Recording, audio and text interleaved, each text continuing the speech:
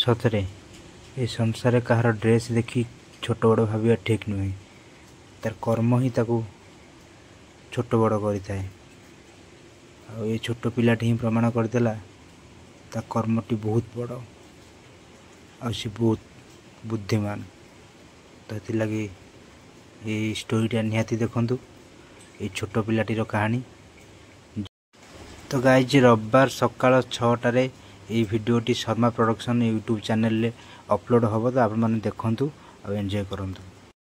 तो यही Sharma production YouTube channel लिंकटा आपन को मु कमेंट बॉक्स रे दे देइजी।